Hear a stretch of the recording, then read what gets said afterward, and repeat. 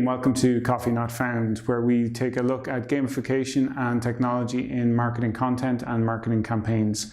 It's an audio and video podcast available on iTunes, YouTube, and one of these days I'll get a list of the other social medias from Jack or Aoife, and they'll tell me where else it's on. In the last episode, we covered some VR campaigns and real-world campaigns and mailing list building. If you want to check that episode out, follow links somewhere, somewhere, he'll put them in. But today we're going to continue talking about campaigns and more focus on VR. And I suppose one of the most famous campaigns that's out there, even though you can't actually download it these days from most places, was a campaign run by Volvo. Now, Volvo ran a campaign for their XC90 SUV, I don't know, car, SUV, whatever, but basically allowed you to take a test drive in it. So they had branded up VR headsets, cardboard. You could stick any phone into it. Once you downloaded the app, you could actually put it on and you would actually experience the what it was like to drive the XC90. The app was built by a company called Framestore VR Studio. And as I say, it was basically all about showing off the experience of what it's like to be in an XC90. I think as well, because of the size of the vehicle, a lot of it was around being able to experience the size and, you know, that the space you had and the view you had and all those good things. You could access it through Google Play, so it was an Android-based game. The teaser trailer alone had over 250,000 views on YouTube, and it allowed Volvo to reach people who didn't have a dealership near home, which would be, you know, quite a big thing. And as well, it allowed you to take the test drive experience just without actually having to go to the bother going in and getting a test drive. If it's like anything like around here, you could only do it on a Saturday. So this way you can do it whenever. So after the Volvo side of things, another really famous campaign would have been McDonald's in Sweden. Back in 2016, they ran a campaign where the Happy Meal box that the kids got with their Happy Meal could be kind of torn apart and reconstructed into a VR headset along the technologies of Google Cardboard. So if you're not familiar with Google Cardboard, it's a cardboard where you can sit in your phone and it splits to dual screen, and then because the cardboard separates the two eyepieces for where you're looking from, you actually get the VR experience. The phone mimics the VR experience.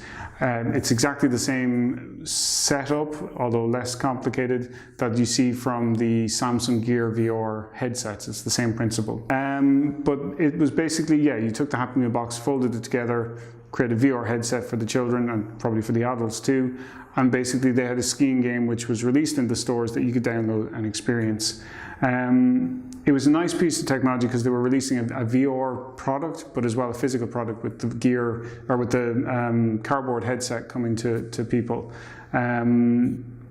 McDonald's, I think they stated at the time, it was to ensure that, what was it they actually said?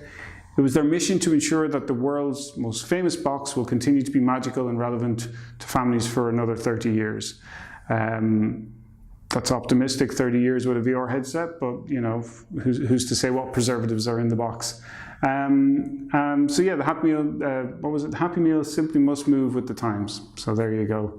And one of the things with VR as well, because it allows you, like the more so the Volvo camera, it allows you to be somewhere that you're not, and to experience something that you might not otherwise get to experience. I mean, we can all look at pictures or videos, but to actually immerse the person in the experience is quite a nice thing.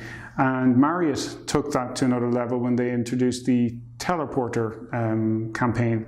And the hotel basically partnered with, again, Framestore VR from a previous one, to create a fully immersive 4D experience to market their hotels and destinations.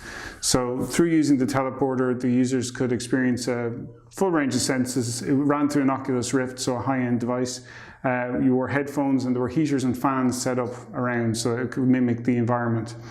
And then the user was taken to a Marriott hotel, say in London or Hawaii, and then they were taken to destinations around the hotel. So if you were on the beach, the cold air, the heater and air would blow out towards you and you'd hear the sounds of where you are. A very nice way, again, of conveying to people what it would be like to travel over there. Thomas Cook took that to another level. They ran recently a campaign, Try Before You Fly, and that setup allowed you to visit destinations that they travel to and see whether you'd like it. A little bit gimmicky, I suppose, because you go there for the experiences anyway, and you hopefully know a little bit about the location. But for example, if you were a bit worried about where your hotel would be or what kind of hotel it would be, there's very little hiding in a 360 video.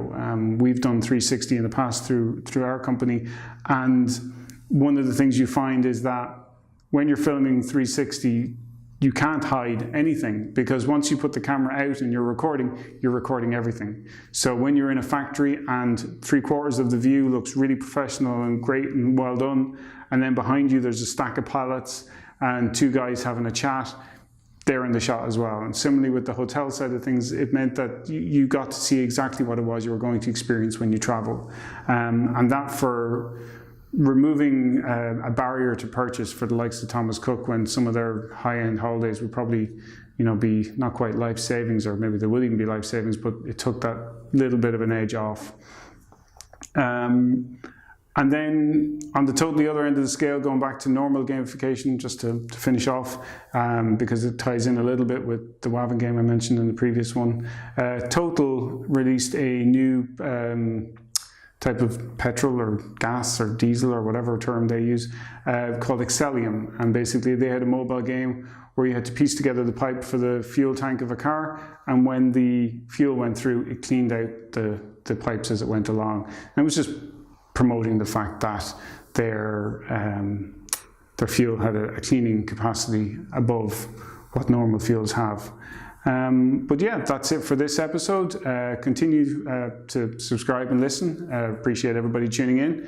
And this has been Coffee Not Found. This has been Coffee Not Found. You'd think after 3 episodes I would know the name of our show. And it's in association with Nebula Innovations, and we'll see you next time. Okay, well, thanks for listening. If you want to look for us on social media, I have found out some of these details, so I'll share them now. We are on Twitter at CoffeeNF. We are on Facebook and Instagram as CoffeeNF Podcast. And yeah, rolls right off the tongue. And we're on YouTube. Just find us at Coffee Not Found. But yeah, they're the social channels that I know about and can use, so we'll use those. Thanks.